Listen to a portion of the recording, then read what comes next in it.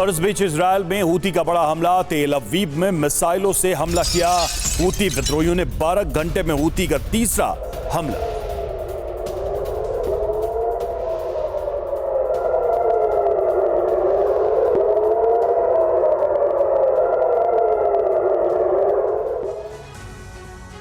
तो महायुद्ध का काउंटडाउन शुरू हो गया है। यह महायुद्ध रूस और नाटो के बीच होगा। इसका कारण बनेगा यूक्रेन का वो कदम जिससे क्रेमलिन बुरी तरह से भड़क गया है।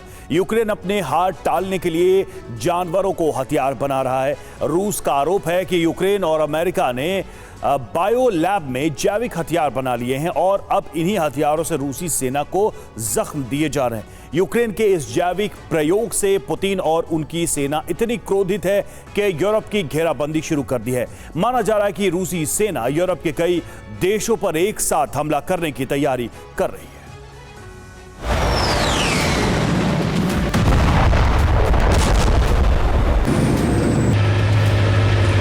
इन्वेस्टमेंट में शुरू करें अगरबत्ती बिजनेस। घर बैठे हर महीने 80,000 रुपए कमाने का मौका। ज्यादा जानकारी के लिए अभी डाउनलोड करें फ्रीडम ऐप।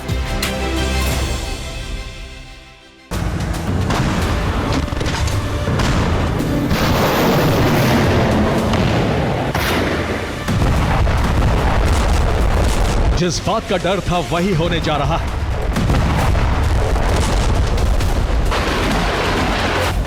जिस बात की आशंका थी वो सच साबित होने जा रही है।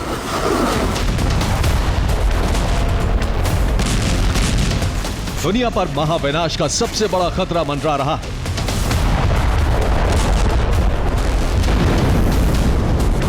रूस और नेटो में ऐसी जंग शुरू होने जा रही है जिसकी कल्पना किसी ने नहीं की होगी।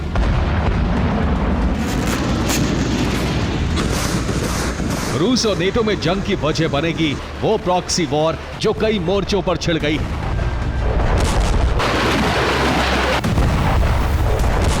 यूक्रेनी सेना अब प्रॉक्सी के जरिए कई फ्रंट पर रूस को जख्म दे रही है।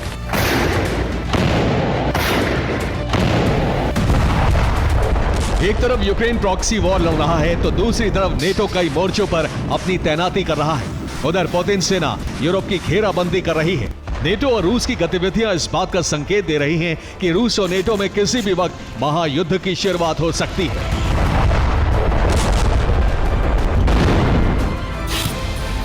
रूसी सेना का गुस्सा तब बढ़ गया जब यूक्रेन ने बायोलॉजिकल वेपन से हमले शुरू कर दिए।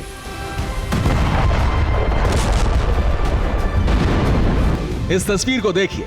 डोनेस्क फ्रंट पर एक पक्षी उड़ता हुआ आया, उसने रूस के ड्रोन को हिट किया और रूसी ड्रोन तबाह हो गया। रूस का आरोप है कि यूक्रेन ने युद्ध में उन जानवरों का इस्तेमाल करना शुरू कर दिया है जिन्हें जेनेटिकली मॉडिफाई कर तैयार किया गया है। रूसी रक्षा विशेषज्ञों और रूसी रक्षा मंत्रालय का दावा है कि इन जानवरों को यूक्रेन ने बायोलैब में तैयार किया है।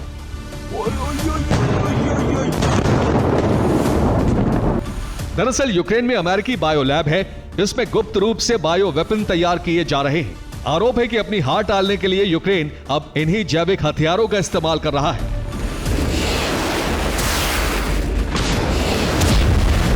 एक तरफ जैविक हथियारों से युद्ध का दौर शुरू हो चुका है तो दूसरी तरफ नेटो रूस के खिलाफ तैनाती कर रहा है।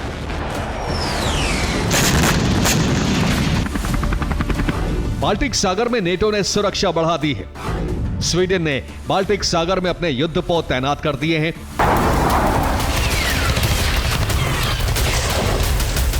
नेटो सिर्फ रूस के खिलाफ तैनाती नहीं कर रहा बल्कि यूक्रेन को हथियार देकर मजबूत बना रहा है। जर्मनी ने यूक्रेन को अत्याधुनिक हॉवित्जर तोप की नई खेप दे दी है। इतना ही नहीं, जर्मनी ने यूक्रेन को बॉक्सर इन्फैंट्री फाइटिंग व्हीकल्स देने का फैसला किया है। उधर ब्रिटेन ने यूक्रेन में एयर डिफेंस और लंबी दूरी की मिसाइलें बनाने के लिए फंड देने की घोषणा की है।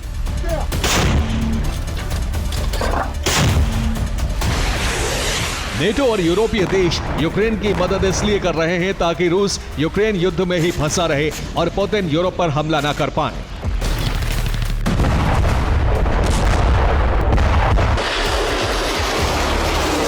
युद्ध खत्म नहीं होगा तो रूस यूक्रेन से बाहर नहीं निकल पाएगा। ऐसे में यूक्रेन के साथ साथ वो यूरोप पर हमला करने का जोखिम नहीं ले सकता। यूक्रेन को हथियार सप्लाई के पीछे यूरोपीय देशों का यही मकसद है।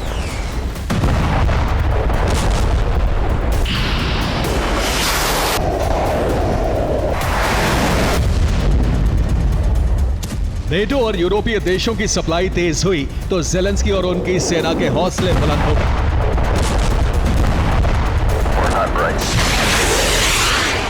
यूक्रेन ने अब रूस को नए सिरे से जख्म देने शुरू कर दिए हैं। यूक्रेन ने ब्लैक सी से तुर्की की ओर जाने वाली गैस पाइपलाइन पर हमला किया है।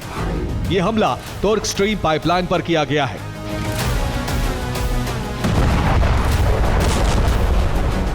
यूक्रेन के हमले से गैस पाइपलाइन को कितना नुकसान पहुंचा है, अब तक इसकी जानकारी सामने नहीं आई है।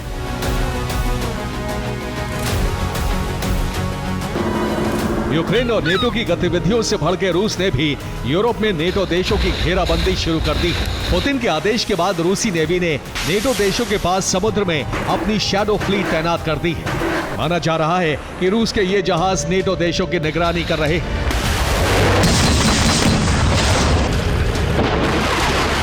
जासूसी के बाद रूस की नौसेना नेटो देशों पर हमला कर सकती है।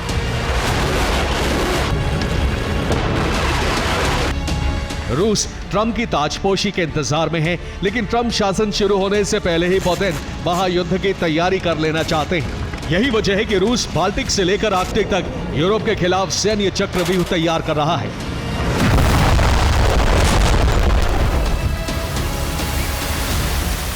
रूस की तैयारी करीब करीब पूरी हो चुकी है। बस ट्रंप शासन की शुरुआत का इंतजार है। ट्रंप के रुख के मुताबिक रूस यूरोप पर हमले का फैसला ले सकता है।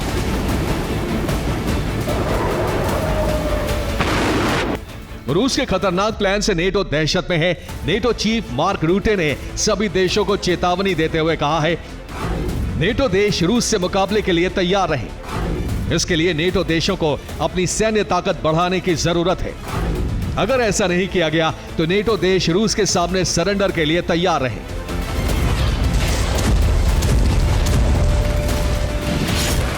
नेटो प्रमुख का यह बयान तब आया है जब यूक्रेन हार की कगार पर पहुंच गया है।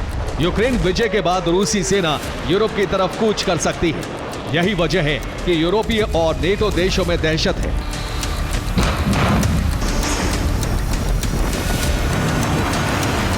यूरोपीय और नेटो देशों के सामने मुश्किल यह है कि रूस के पास ओरेशनिक जैसी कई घातक मिसाइलें हैं जिन्हें दुनिया का कोई एयर डिफेंस सिस्टम गिरा नहीं सकता।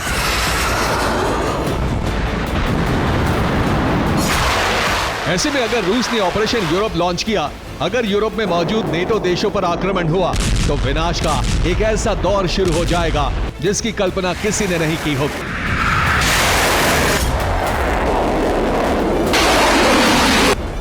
Bureau report, TV9 Bharatvarsh.